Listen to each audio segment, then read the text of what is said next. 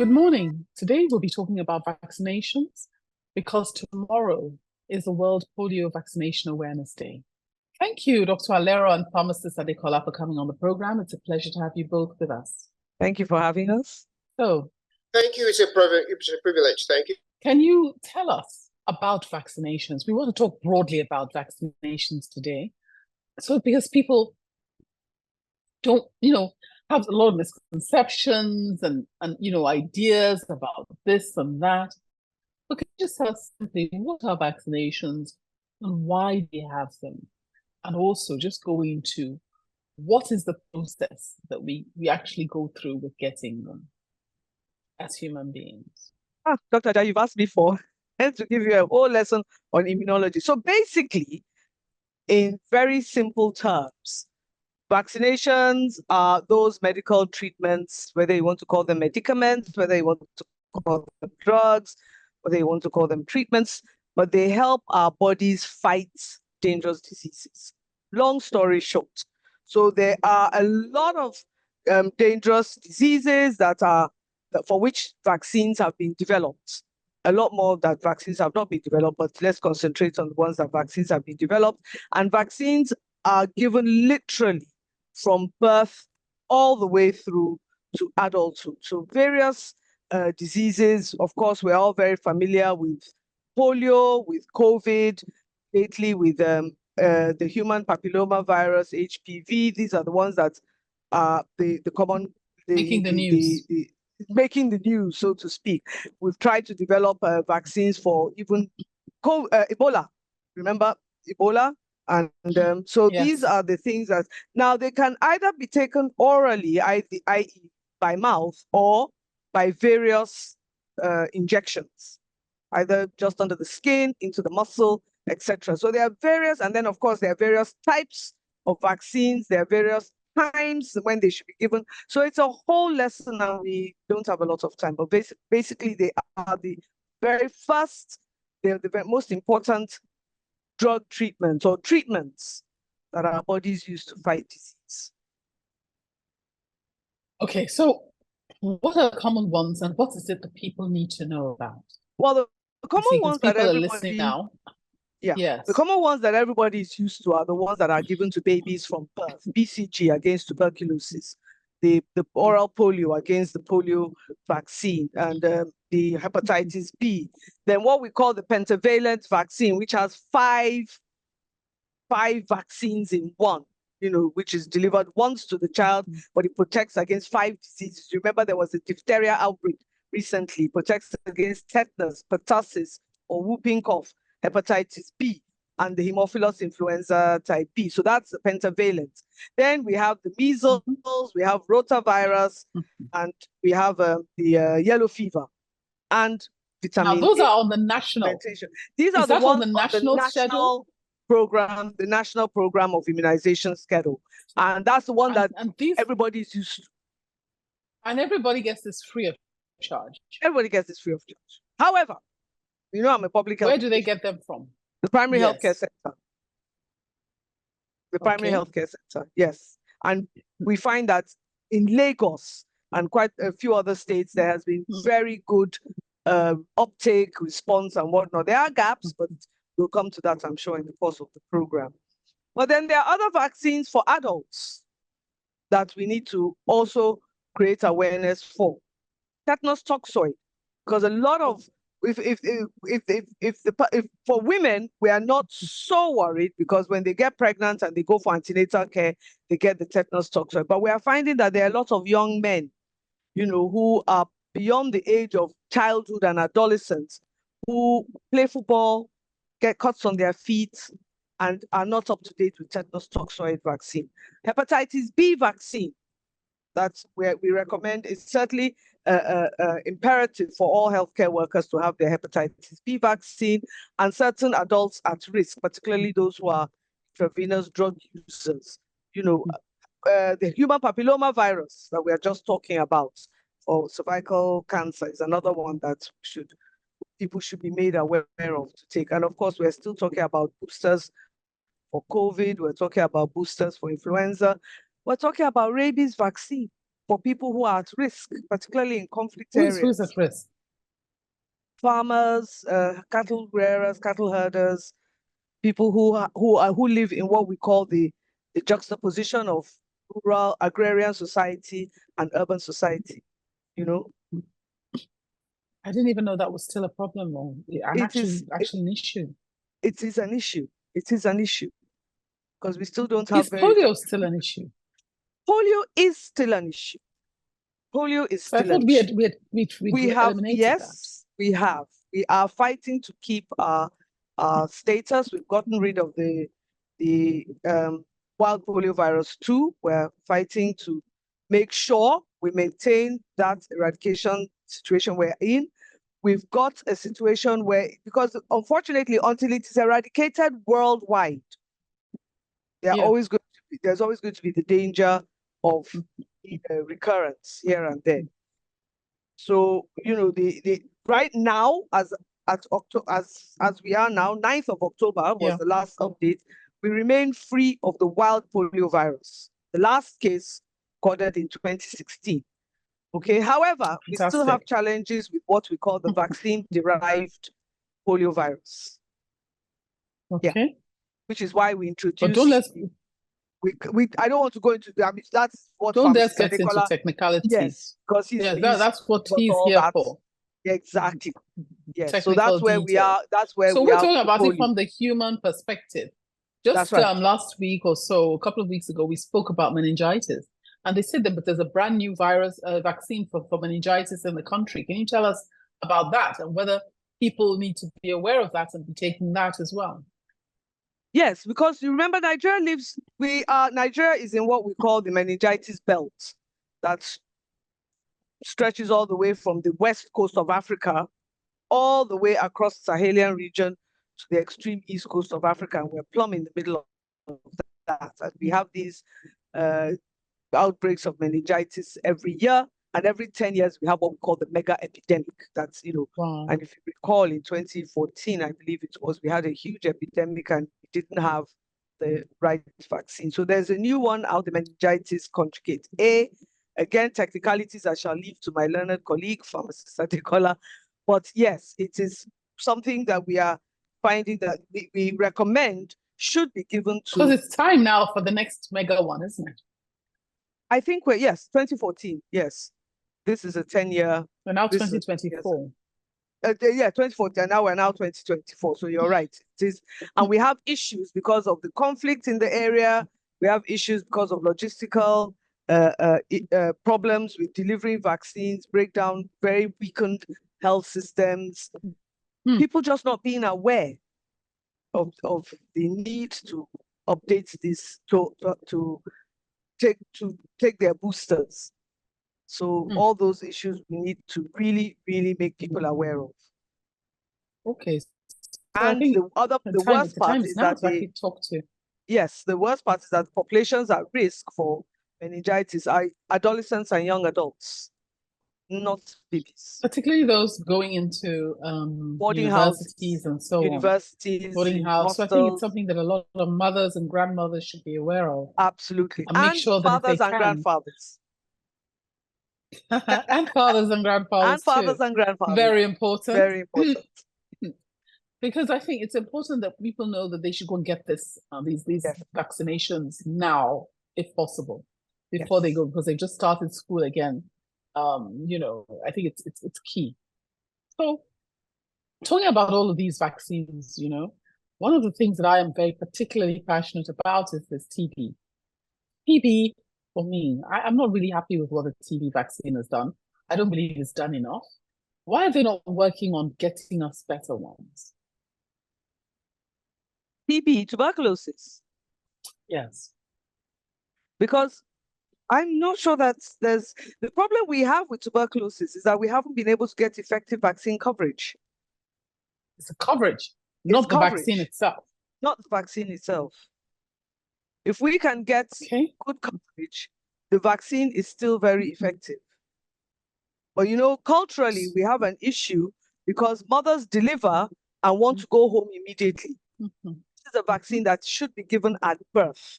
If it is not available at birth, then it's not likely, it's very difficult to get the mothers back in a timely period to be able to give the child the vaccine. And then we are very, very, very particular about the naming ceremony, which is carried out on day 7, day 8, and everybody comes round and they want to pick up the child and they want to kiss the child and et cetera, et cetera, et cetera. Oh, no. And this child hasn't been immunized vaccinated against this tuberculosis.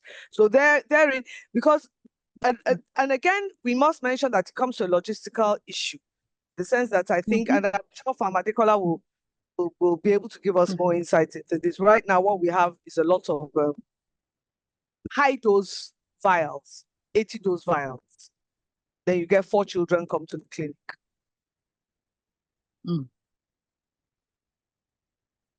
So I'm sure Pharm Adekola can address that very well. We'll be talking about that in the next half. But what we're talking about, we're going to talk about are the different issues and perhaps looking at some solutions of how to address that going forward. Thank you very much. Wow, thank you very much to Pharmacist Adekola for coming on the program. You've heard Dr. Professor Roberts speaking about the vaccinations, and what we want to know is, do you have any responses to some of the issues that she raised, that she said you as a learned colleague would deal with? Okay, thank you very much. She has raised a lot of, she has done a very, very good work. If I may pick up from where she started, about, basically it's about the value of vaccines that we need to communicate to people. Vaccines are valuable on 3 levels. On the level of efficacy, then we talk about effectiveness, then we talk about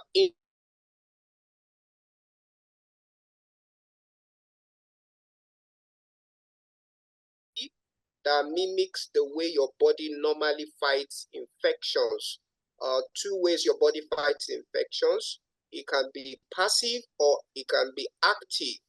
Also, the passive one is a baby is born and the baby starts sucking the mother's breast, and from the mother's breast, from the breast milk, there are particular substances in that breast milk that will help the baby not to have infections. We call that, the passive one.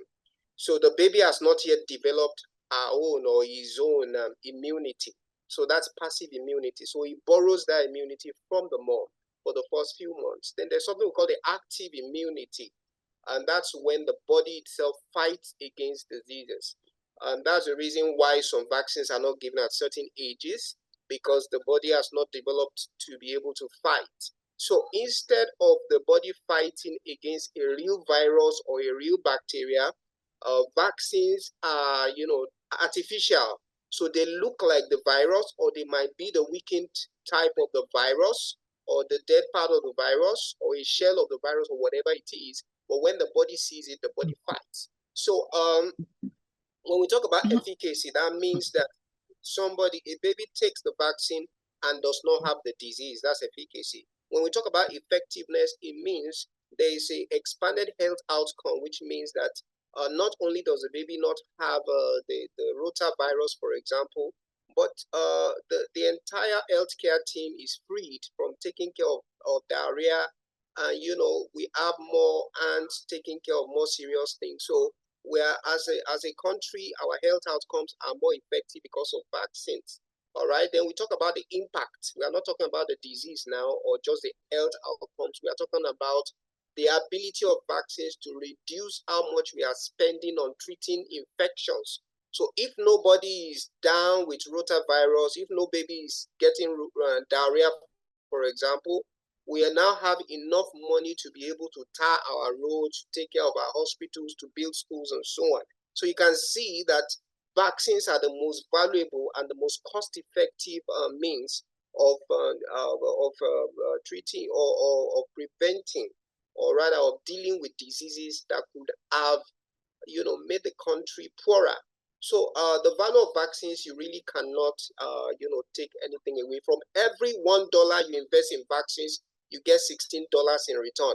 that cannot be replicated by anything except pure water, except clean drinking water. So apart from clean drinking water, there is no other intervention that has been able to assist human beings to live a better life other than vaccines. She talked about the meningitis vaccine, the ACWY.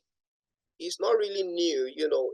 In the private sector, GSK has been marketing this for decades.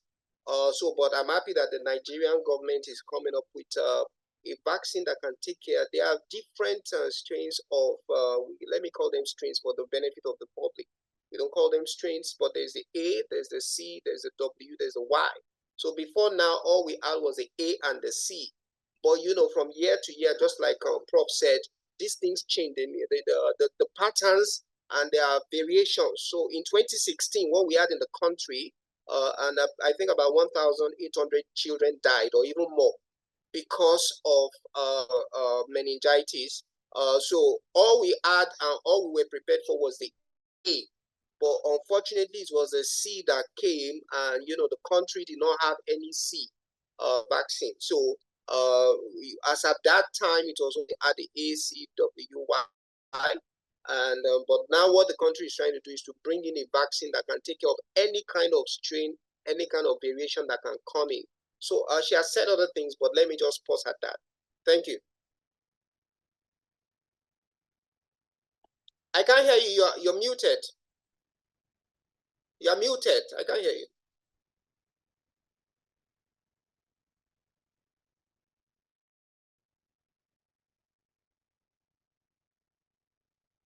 Thank you. So what I was trying to say was that, thank you very much for that information. But what I was trying to get out was some of the challenges that she brought out that we want to talk about, which is why are people not taking the vaccine? Why are people not accepting the vaccines? Why is it not getting out there? What are some of the technical and other reasons why vaccines are not reaching the places that they should? All right. Oh, thank you very much. When it comes to vaccines, there is a problem of access. All right. Availability is one thing. Availability, we cannot say Nigeria is guilty in any way of availability. Right now, we have so many vaccines. Prof talked about the pentavalent that was introduced in the, I think, 2011 or 2009 thereabout. We have the pneumococcal vaccine that was introduced in 2015. We have the rotavirus that was introduced in 2021, I believe. Then we have the human papilloma virus that was introduced in 2023. So when it comes to availability, we don't have issues in Nigeria. We have a lot of supply. I'm sure you will know that there are people are not taking them. But people are not taking them. So when it comes to why people are not taking them, it's because of what we call the anti-vaccine campaign. Causing there to be a resistance to the uptake. So many years ago, the internet was not as active as it is right now. But for me, the single most important reason why people are not taking vaccine is misinformation. So people are being misinformed. We are doing our bit now in the next 30 minutes to address vaccines and to encourage people. But if you go to the internet now, you are going to see sites that are dedicated to telling people not to take vaccines. And unfortunately, even healthcare professionals are not fully convinced. That's what I do. Preventive Health Nigeria is what I do. And I talk to healthcare professionals every day. And many of them, unfortunately, are getting gist from their pastors. Many are getting gist from the internet. And they are being told that vaccines are bad. For example, there's a particular vaccine that is called the measles, mumps, and rubella. That's the MMR. Many have said that when children take it, it causes autism. Now, when I worked with GSK, I had the opportunity to know that 1,000 studies have been done. I mean, 1,000 have been done, and there's no causative effect that has been established between MMR vaccines and autism. But unfortunately, it was a doctor in the United States that did a kind of meta-analysis and said that there was a relationship. Until today, even many doctors, even pediatricians still believe in that study, in spite of the fact that WHO, UNICEF, everybody has come up to say, and even that doctor his license was withdrawn because it was a wrong information. And so it's the greatest problem now is misinformation. In this part of the world, we can say lack of awareness. But I will not really say it's lack of it, because as I talk to you now, when I worked with GSK for many, many years, for over 12 years, we were raising the awareness about human papilloma virus and its relationship with cervical cancer. Many people know there's cervical cancer now, but many people are not risk aware. So awareness is from risk aware. Many people think, oh, it can never happen to me. It only happens once. But as I speak to you, a woman dies every 1 hour from cervical cancer in Nigeria. So there are 24 women that die every day from cervical cancer in Nigeria. But what do we have?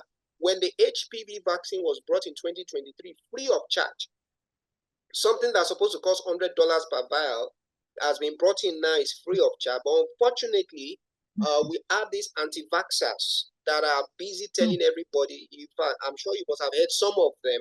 And unfortunately, some of these people are doctors themselves.